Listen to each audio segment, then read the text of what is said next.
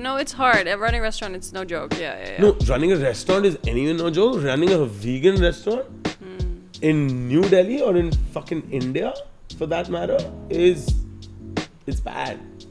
Hi everyone, and welcome back to another episode on the Changemakers podcast. Today's episode features Ritv Kapoor. Ritv is a vegan entrepreneur and restaurateur in India. He's the founder of People of Tomorrow, which is an amazing vegan restaurant in Delhi that initially started as a sustainable living platform. So in this episode, we dive into the world of sustainability and we explore how Ritv ensures that everything in his restaurant is environmentally friendly. Ritv shares about his restaurant's innovative sustainability practices. He discusses the very honest ups and downs of owning a vegan restaurant, in India specifically. And then we also discuss the evolving vegan scene in Delhi, the importance of making vegan food appealing to non-vegans, and much, much more. So I first met Ritv through Instagram actually, and this was our second time meeting in real life for the podcast. He has since become a really great friend of mine, and I really loved interviewing him. So I hope you'll enjoy it as well. So yeah, without further ado, please enjoy my conversation with Ritv on the Changemakers podcast. Hi Ritv, thank you so much for being on the podcast today. I'm so happy to have you here. Thank you for having me. Yeah, so you are, I say, the vegan king of Delhi. Oh damn, vegan king. That's how I see you. There's like three of us, so maybe. The kingdom.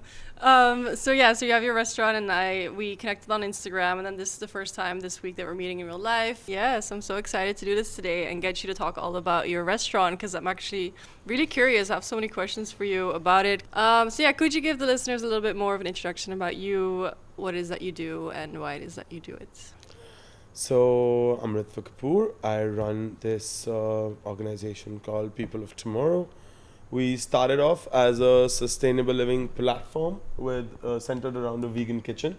And now we've moved towards a very focused F&B outlook for our brand.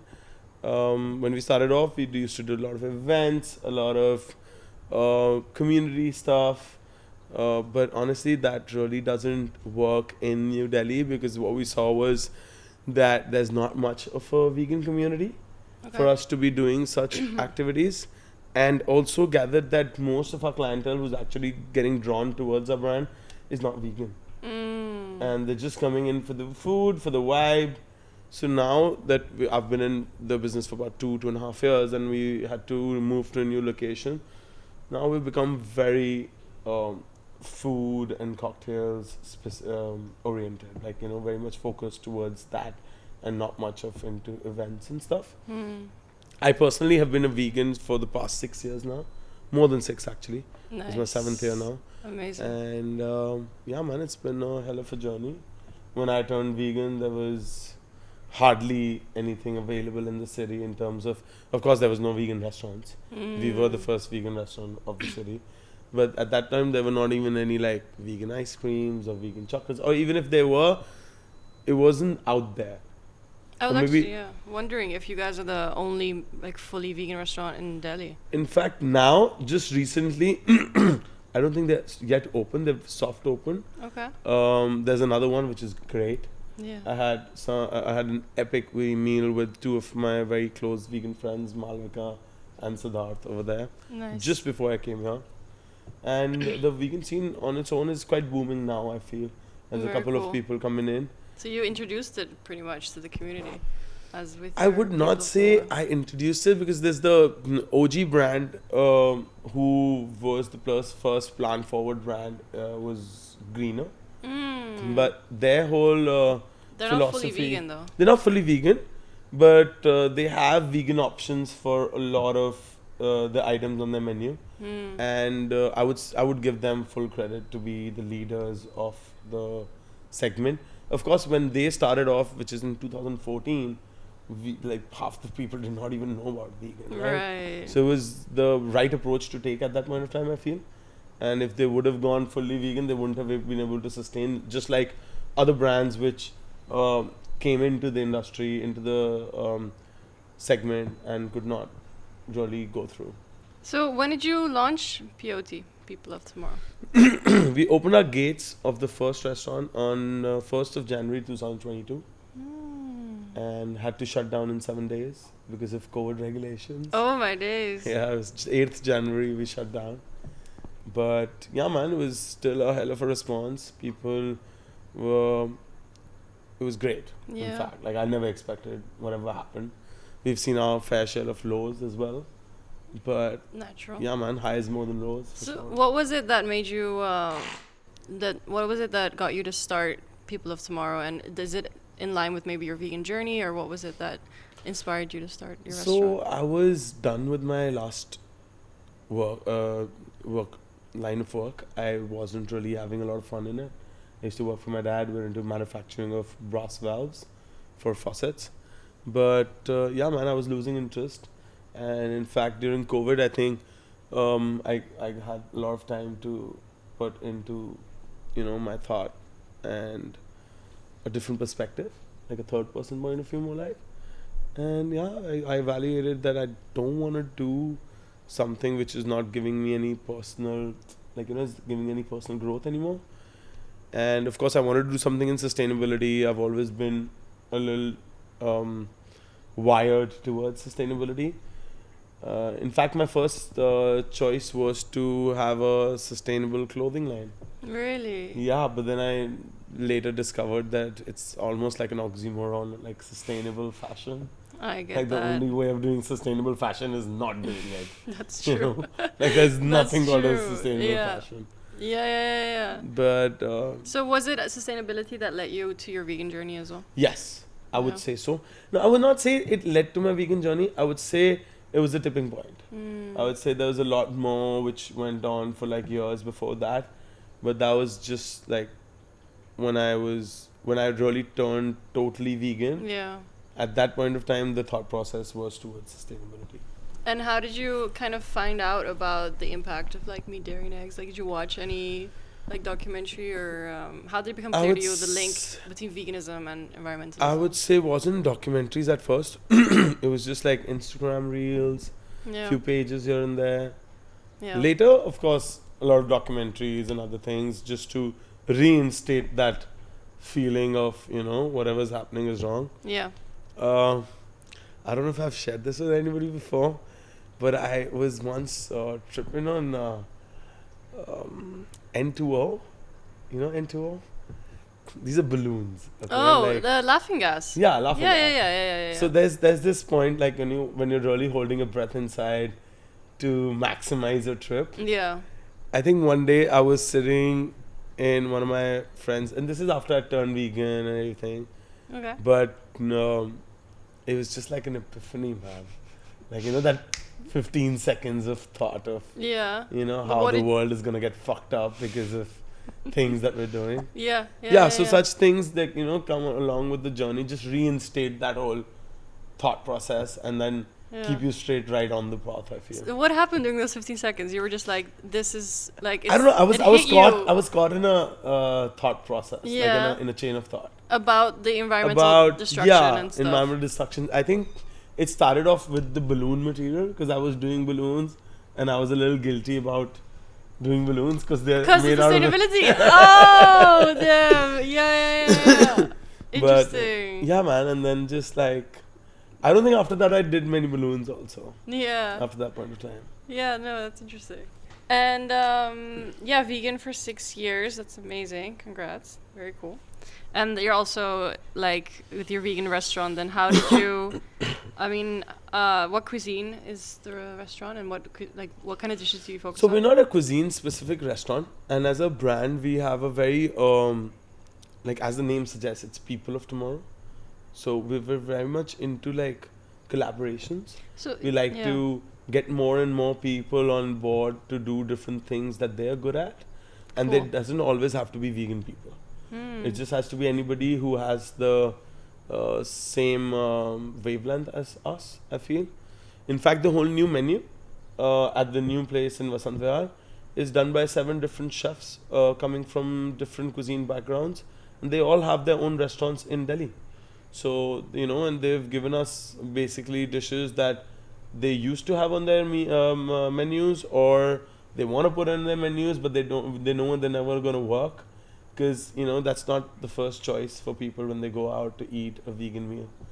So in fact, a couple of them have actually given us those dishes which have never worked on their menus, and they know that there's beautiful dishes. Interesting. Yeah, very cool. And the name People of Tomorrow, what's the story behind the name? So I used to post a lot of things about sustainable living, how to have a lesser carbon footprint and stuff on my own page, and that also used to include a lot of these animal slaughter videos and other things that people did not want to see. So a couple of my friends were like really irritated by all that they saw, because of course the guilt that they had in themselves. Cognitive distance, yeah. So they actually started muting me, or like. How did you know? Because they told me. Like, a couple of them told me that, yeah, man, I've just because I used to ask, like, they used to ask me about some updates, and I'm like, hey, haven't you seen my story? Like, I put it up and say, man, I just fucking mute you after you started posting all those videos and photos. Wow. So that's when I realized that it's not everybody's piece of cake, right? So nobody should be forced into doing those things. So I wanted to open up another page. I wanted to start another page where I can post about such things, and people who want to know about it can come and follow that page. Yeah. So that page, when I was thinking of what kind of a name do I want, I was having a conversation with one of my friend's wife, also a friend of mine, Neha, also the first investor in People of Tomorrow. Nice. So she and I were having a conversation where she was like, yeah, man, you don't have to. She was just trying to console me. Like, she didn't have to console me, but she was just trying to be, or like, supportive. Yeah, man, whatever, super supportive. Like, you don't have to worry about it. These guys don't know shit, and whatever you're doing is not for these people who are today. It's for the people of tomorrow. And in conversation came the name. I love that. I was like, yeah, man, this makes a lot of sense. Like, People of Tomorrow. And when I was making my first restaurant, I got on a site, I'd signed the papers, but I still did not have a company name registered and stuff, because we were going for different names and some weird names like V-edgy, like veggie, or vegly, or V-power. All the VV stuff. All the VV, like stereotypical vegan cafe sort of situation. Yeah. Because People of Tomorrow doesn't seem like a name of a place, right? 100%. Of a restaurant. So it never was the first option, but in the end, because I had and this was also an Instagram page that I already had. A lot of those names we could not find Instagram pages for. They were already taken. So it's like a technical issue for us. Yeah. And because I already had a following on that page, about 1,000, 1,200 people. So I thought, why not? Yeah. Like, I just like use this page and go forward with it. Cool. So, yeah, it was literally a necessity more than anything else. I love the name because it's also, it has that sustainability aspect of it, because it's like the future, the people of tomorrow, the ones who are building a future that's sustainable, so it embodies all of those characters in the name. Yeah, and also like when we started off, also we just did not want to stick to F&B.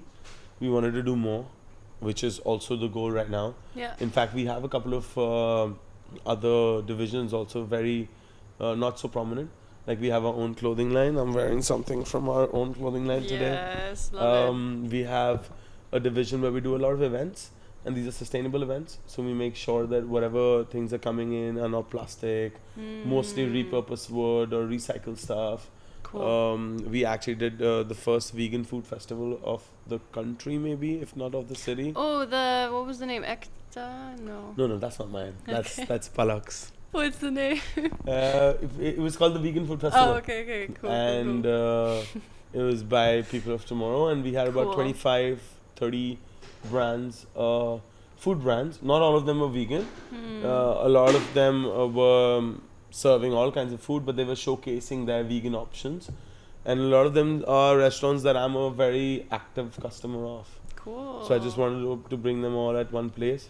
That's so cool. To make it available for everybody for at least one day. Are you planning the same again? Yeah, man, I was planning, but it's too much effort, man. And you don't end up making any money, honestly. So it's all for the community, and honestly, the community also doesn't really help you much. So So, what other sustainability practices do you kind of implement in your restaurant that you want in to my share about? restaurant, there's a lot. Yeah. There's thought gone into every aspect of it, and it's So not just cool. mine. It's everybody's. Like, you know, from the interior designer to the architect to the designer who's designing the menus, to the Cool. chefs in the kitchen, to the bar consultant, to the bartender. In fact, like, and now it's more of a competition, I feel, amongst everybody inside the organization. You know, they like competing with each other on this fact that, okay, Be the who most can sustainable. who can actually come up with newer techniques of making things more sustainable. So cool. Just to like, and it's mostly just ego battles. But I'm loving it. Like, you know, No, the it's bartender would come up amazing. with something like, okay, I'm using so much of pineapples, so I'm gonna take the skin and I'm gonna lacto ferment it, and then I'm gonna make a vinegar out of it, which I'm gonna use in this one, and the leaves are gonna be put as garnish. Sandeep, shout out to Sandeep. Cool.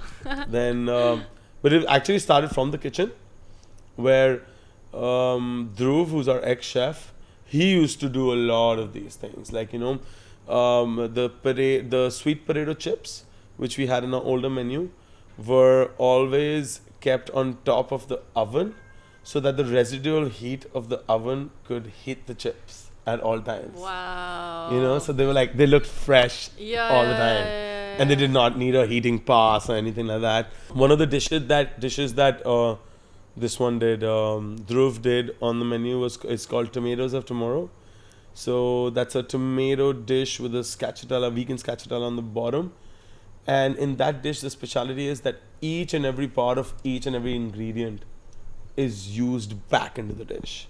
So the skin of the tomato, which is usually just like thrown away, they dehydrated that and put it as garnish. The pulp of the tomato, which is usually not used by everybody, was made a jerky out of, adding a few other elements for sure. But again, with the residual heat of the oven, the jerky was made. Wow. There were sun-dried tomatoes going into it, which were literally dried under the sun. You know, put out on the rooftop, and things. Um, And your ingredients, do you try to source local as much as you can? we try to source local as much as possible, Yeah. but we actually are trying to go hyper local now. Local is in general, like if you're in India, bro, everything is local. We've got such tropical True. climates, but local is also like too much distance. Like, you know, sometimes things could be coming from Kerala and still be local, right? So the whole idea is to be hyper local, which I would not say we're 100% at, because we still need a lot of these supplies coming in from the main mandi, which where you cannot identify where they're getting what from. Okay. They could be saying, oh, it's pahadi aloo, and it could be growing in fucking south of India, bro. Okay. So you Fair. really can't identify. You know, it's Yeah. impossible. And I posted something on my story about the waste of oil. And do you want to share about that? That you also. Yeah, so the a waste method? of oil, usually there's a level till which you fry. And so we have a factory, like my family has a factory, and we have about 250 labor working over there for us. So we do lunch meals for everybody at the factory, which is also vegan, by the way. My factory has a vegan What? canteen. Nice. You'd be surprised to know almost everybody working in the labor class in India is eating a vegan meal. Vegetarian, right? Not really, because they can't afford Ghee. ghee and paneer and makhan. So essentially, they are 99% vegan. Of course, they all have their days when they get their pays and they go out and eat a butter chicken. But But 99%, yeah. 99%. Yeah. Like if it's a labor class, they Yeah. cannot afford. It's not like they don't want to, they just can't.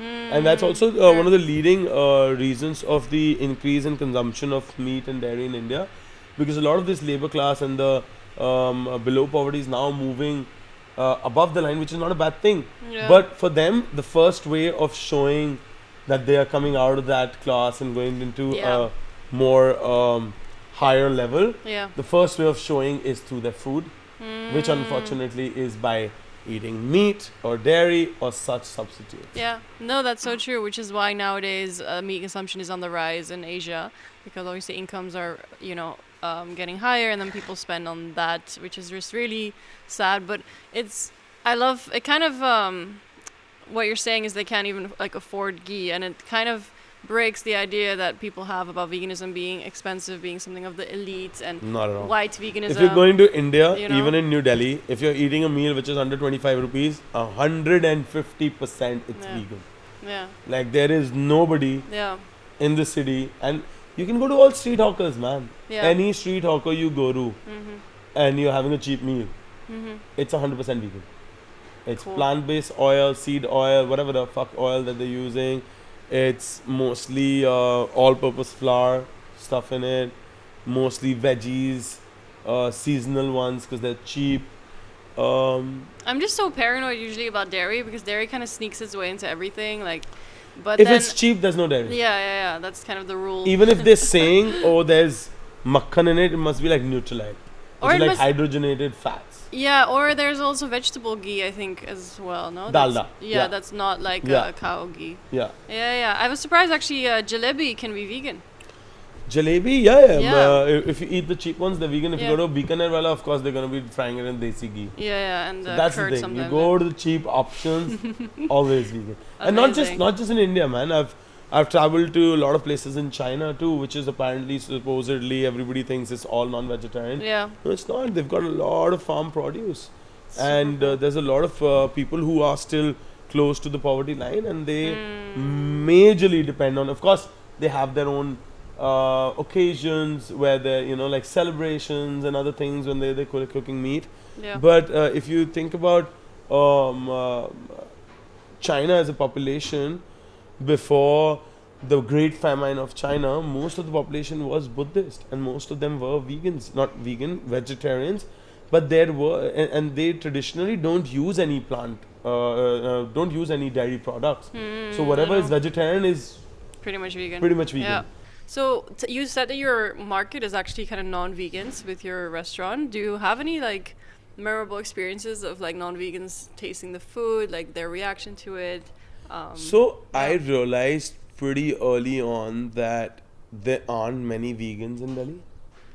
And fun fact, vegetarians don't eat vegan food. What? Yeah. What do you mean they don't eat vegan? Yeah, they're they think of vegans in general, stereotyping right now. Yeah. I'm not talking about all vegetarians fair. But stereotypically, the vegetarians in Delhi are people who come from vegetarian families. Yeah. And these are people who are not trying to classify or do some kind of categorization of society, but as we call them, they are mostly the Marwadi, Gujju, Banya populations. So these guys are a little cuckoo. These people think that veganism is very orthodox. Okay. They feel like it's too much. Okay. They're not on the same, when I was opening up a vegan restaurant, I thought that the vegetarians are also my market. Right, of course. You count for that, right? Yeah. But it's not. It's not the same. In fact, in Bombay, it is, because these Gujaratis are very well traveled, I feel. Okay. The Delhi side population of vegetarians, they don't want to go to vegan restaurants. They cannot think of a meal without the cheese, the ghee, the paneer, the butter. Is it because it's mostly Punjabi sorts of influence, I feel? And also Marwadi Banya food has a lot of ghee, paneer, butter. But do these vegetarians eat meat? Or are you talking Some about vegetarians that don't? No, I'm saying these are vegetarians who do not eat meat. How do you call them vegetarians if they eat meat? Because in India now, a lot of the people who are raised from vegetarian families, they themselves are starting to eat chicken and stuff. These are same kind of families. Yes, who've been oppressed all their life to not eat. Yeah. It's not their own choice. Yeah. It's the choice that was made for them. Exactly. So when they go out and they get the chance, they secretly eat. Situation. Yeah. So these guys are very mentally stuck. Yeah. Like yeah, I've yeah. had so many cases in my old restaurant where people have come in and got to know that, oh, it's a vegan restaurant. They just like bounce. They're like, oh, we don't eat vegan. Yeah. We are not vegans. I'm like, motherfucker, are you an alcoholic? Why are you having alcohol? I literally had a conversation about this with someone. I'm like, you don't have to be an alcoholic to have alcohol, right? Yeah. Similarly, you don't have to be vegan to eat vegan food. Right. Yeah. No, I love it. But so I realized pretty early in the game that vegetarians are not my market. There's hardly any vegans in the city. So the only people we can be actually targeting is non-vegetarians. Because they actually come in for the fad. They come in for the whole, because honestly, they're also the more experimental ones. Because these guys who've been eating like octopus and fucking lamb testicles and shit, they're the ones who are more experimental. And because they're always experimenting with meat, and the bar is set so low for vegan food that they're the most susceptible clientele. Because also they've never been exposed to these tastes. Understand? There's some people who've come to my restaurant who'd never tasted aubergine before. They'd never have bangan at their own place. Yeah. In fact, there's a very good friend of mine, Anchit Kapil. Shout out to Anchit Kapil. He had pumpkin for the first time when we were doing trials for the second restaurant. Wow. And he's been a fan of it. And he literally comes back to the restaurant because we were doing trials inside his kitchen. We did not have a restaurant set up then. And now he comes to the restaurant and gets a lot of people just to have pumpkin, and we call it kaddu in Hindi. So, and it's a very fancy dish because it's like braised pumpkin and portobello mushrooms, miso butternut squash gravy. It's a Japanese dish. Nice. And he'd come in and be like, kaddu wala le aao dish fatafat se. In fact, there's a couple of other people also who'd never eaten like aubergine, or there's one guy, I'm not gonna name the guy. He'd never had cucumbers. There are people like this now. They're just averse to the idea of eating, and when they eat it for the first time with like a nice gravy, a nice sauce, dressing, some nice palatable sides, they love it. Yeah. What would you say is the favorite dish of the customers? Right now, I think the best seller on our menu is the gomai salad. Okay. It's gomai means sesame in Japanese. Okay. So it's a sesame dressing salad with like a cucumber crown around a mashed tofu, like a tofu scramble pile, and which has a lot of Japanese chili oil called ryu. So it's a very traditional Japanese salad, and it's generically vegan. Yeah. Like it's not like we've made it vegan. Well, how do you come up with your recipes? Like, what do you look for when you're creating your dishes? We don't curate recipes on our own. We always get chefs to do it for us. So we give them a broad mind frame while they're thinking of recipes. Firstly, we try and avoid as many as imports as possible. Yeah. But with like cuisines like Japanese and stuff, it's not possible as such. All fresh ingredients locally sourced have to be. That's like a non-negotiable. Even if the dry store items are imported, the fresh items are always locally sourced, mostly hyper locally sourced. Yeah. We try and also give them a guideline that make dishes or put dishes on the menu which are traditionally vegan. Yeah. Because we don't like to do a lot of mock meats as an organization. I don't like processed foods much. As a person also, I do not consume much of vegan milk and vegan cheese, because when I turned vegan, honestly, there were no options. But you don't consume like oat milk, or? I don't. Really? Yeah. Because they do have good creamers. Like Alpro is a brand from, I think, Europe. But I don't see the use of it. But I can make my pasta now with this creamer that's like made from either oats or soy instead of dairy, and I can still have a creamer pasta. Yeah, creamer pasta we can do with multiple other things. Yeah. Coconut milk. There's nutritional yeast. True. 100 other things. Cashew paste. Instead of like, and especially in India, cheese. Like last night I had some a great charred broccoli with a macadamia nut sauce. Oof. It was at Nola's in City Walk. Oof. It was so nice. Yeah, I'm gonna definitely copy that. Tasha, please remember copying that. Super cool. And what's your favorite dish at POC? My favorite dish is the biang biang noodles. Okay. These are hand pulled flat noodles that we make fresh every day. Really? Yes. You Inside make your our own organization, noodles. the sauce is like a peanut butter base with some gochujang, a lot of other spices, soy. Wow. I It's can't very wait to nice. eat there, it's man. Spicy. It's like the right level of spicy. Yeah, For yeah, at least me, it's the right level of spicy. Some people, it's not the right level of spicy.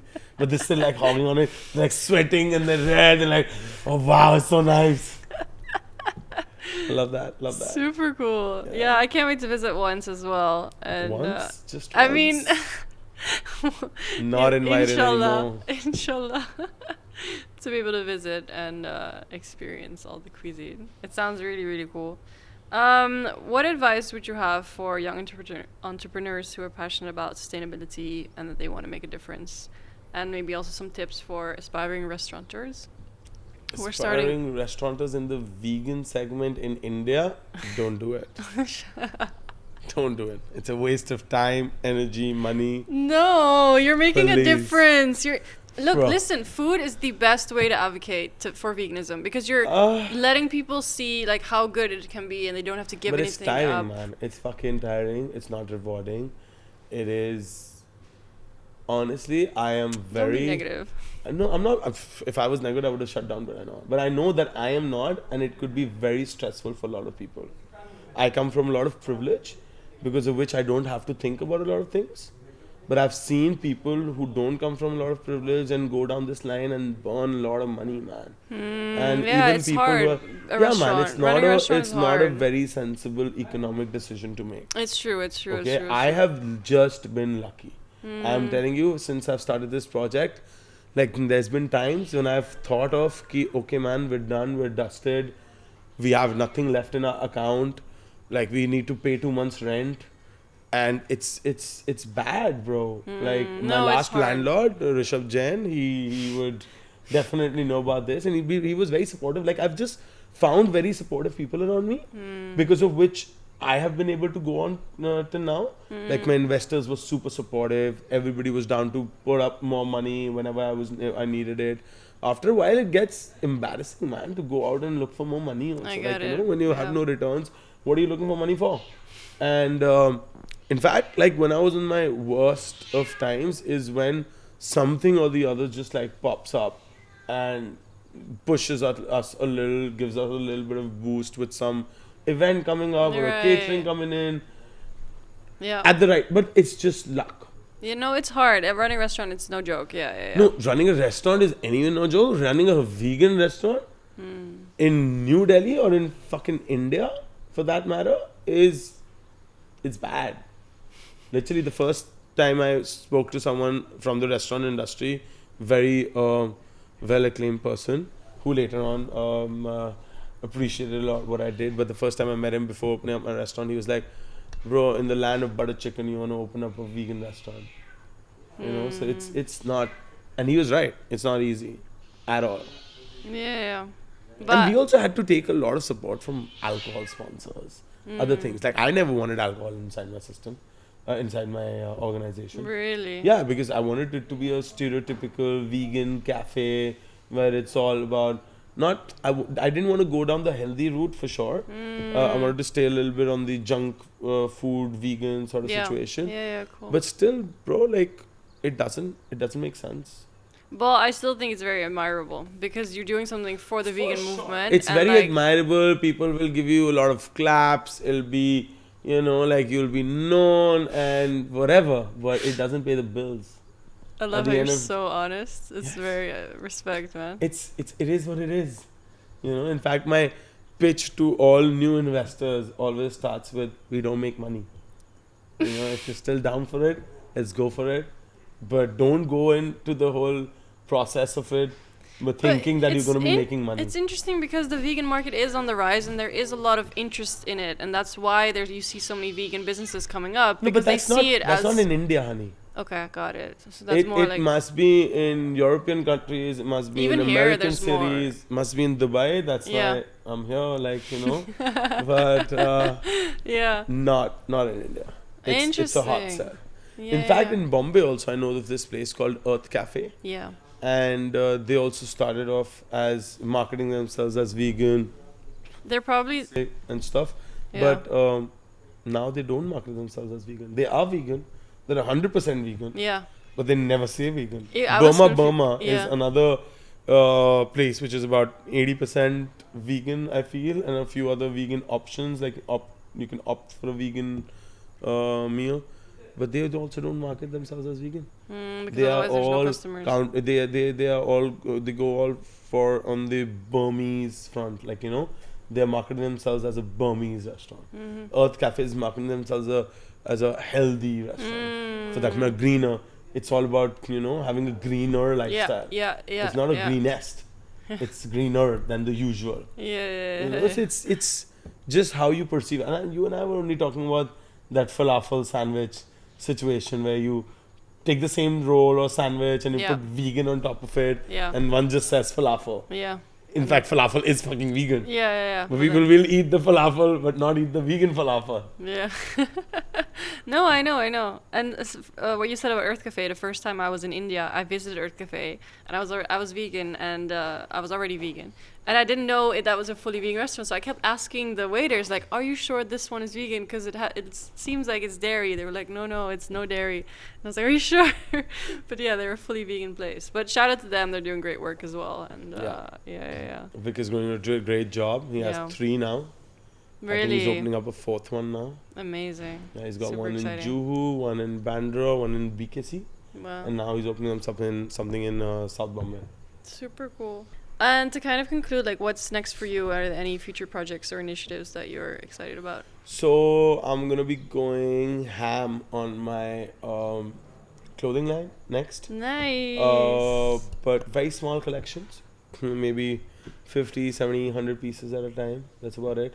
Cool. We're going to be doing it with even more sustainable cloth now. We're trying to get into the bamboo and lotus stem something cloth base. Hemp I've been trying for. I've not been able to get my hands on anything which is not a blend with poly. Okay. Because usually they blend it with polyester. We're trying to form a different division and get funding for the event space to be hosting a lot more events around vegan food and sustainable living. Nice.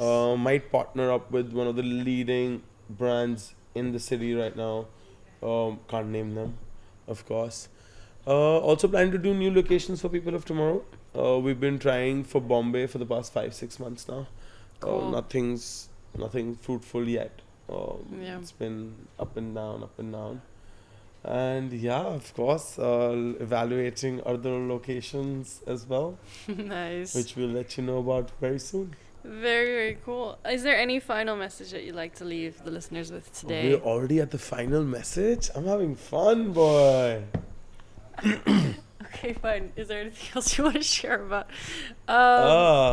Okay, wait.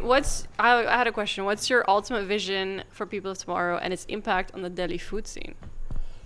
So the ultimate vision for People of Tomorrow would be something. So as you know, we're a very collaborative brand. We try and get as many brands on board to do cool stuff around vegan food and sustainable living. But the ultimate goal would be to become like a certifying body of sorts. Like, one of those blue ticks, green ticks sort of situation where we have an independent body which certifies after evaluation of processes, sourcing, other elements which go into the whole product, and giving the customers a better, transparent view of what is actually inside the product and how it's being made. Cool. So the idea would be to become a certification of sorts. Nice. But to get there's a lot of other things that we need to do all along our way, right? Mm-hmm. And we need to have support of all kinds of industries around us. So that's why we try and, do everything with everybody. Like, I don't know if you know about this, but most of these evident, old, non-vegan brands also come to us to launch their vegan products and stuff. Okay. Like for small example, Caventus launched their vegan ice creams at People of Tomorrow. There was this leather bag brand which launched their vegan leather bags collection at People of Tomorrow. There was Cool. this Swiss watch brand which launched their vegan leather straps collection at People of Tomorrow. So people try and buy relevance off of us, which we're happy doing because at the end of the day they pay us money, man, to occupy our space, to serve our food. Yeah. A lot of these embassies get in touch with us and at their events when it's about sustainability or about Earth Day or any of such things, they get us on board to curate menus for them. Cool. So yeah, so in totality, the idea is to be prevalent in all such areas, and any collaborations which are on brand with us should be there. You're like the go-to source for sustainability in New Delhi. That's what we want to be. Yeah. Cool. And it's We starting. never aimed to be so, but it was like generically people started coming to us and asking for those services, which is good. In fact, I feel like it's good for them because almost all vegans in Delhi are following our page, so it gives them a ready audience. A lot of these vegans know about our space, so they end up coming for such events and stuff. So it's good for them, good for the vegans because they get more options available. Yeah. Of course, good for us because we get more collaborations. I don't want to get into the aggregator part of it. We don't want to become an online portal where everybody's coming and selling their stuff. Because I can't be promoting every and anybody. And we don't do that as a brand. We're very selective about who we partner up with. There could be people who have very good relations with us personally, but we're still not partnering up as brands with them because we don't see them aligned with our thought process. Because our thought process of being vegan is because of sustainability. It's a different thought. There's a lot of people who are vegan for health reasons. There's a lot of people who are vegan for ethical reasons, animal cruelty and other things playing part in it. For me, and for our brand for that matter, it's wholly, solely sustainability. There could be certain decisions that we take which are not very vegan for animals sort of decisions. How would you, would there be any animal products? Like in your restaurant, there's no leather. There's no leather, but I'll give you a small example. It's hard to obviously be 100% vegan because there's animals are exploited in so many ways that you can find out in the littlest things. People will criticize me if I have this one guy was like, you can't be fully vegan if you have a car because your car has leather seats, and then my car has leather seats. I've been called out on that a lot. What do I do, man? I didn't buy the car. My mom did. I know. It's a fucking fancy car. I like fancy cars. But they don't make those cars without leather seats. I know. Some cars brands are now starting to come up with a line of vegan Tesla leather seats. Tesla's not there in India, man. What do I do? They're not in India. They're not in India. So now, do you have one final message that you'd like to leave the listeners with today? Conscious consumption. Yeah. That's my only message. 100%. Nobody's asking you to go totally vegan. Nobody's asking you to stop wearing I don't buy new clothes. Nobody's asking you to stop buying new clothes. But just be conscious about everything that you do, everything that you consume. Is it necessary? People started recycle, repurpose, refurbish. The start should be at refuse. You refuse. First step is refuse. Nice. You can only recycle is a myth. Okay? Even if you try and do whatever amount of recycling you're doing, if you're recycling plastic, it cannot be 100% recycled plastic. There's always some virgin plastic going into it. Okay? Plastic is a byproduct of the petroleum industry. So if you are, it's just like dairy is a part of the meat industry. So if you're part of the plastic pollution, then you are a part of the oil pollution. So just be very fucking mindful of your consumption patterns. That's it. Nice, love that. Where can people connect with you? Where can people reach you? How do they find you and connect with you? Instagram, Ritv Kapoor, Ritv Kapoor. And People of Tomorrow. People of Tomorrow with a single R because we couldn't get the double R one. Yeah. The restaurant is People of Tomorrow 2.0. Check out the page. Come to the restaurant. You do fucking fab food and even better cocktails. Honestly. I'm very excited to visit. What, the cocktail part or the food part? Definitely the food part.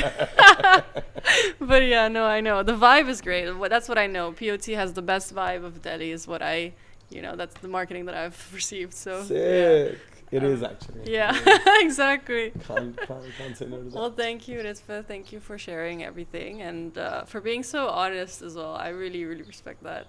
That is a person. Yeah. And yeah, man, that's just my personality. What do I do about it? No, I love it.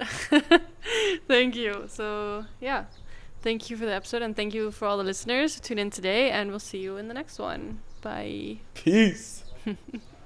Thank you so much for tuning into the Changemakers podcast. My name is Farahamberh and I hope that you enjoyed the episode. If you did, it would really mean the world to me if you could rate the podcast and also remember to follow the podcast to stay updated on new episodes.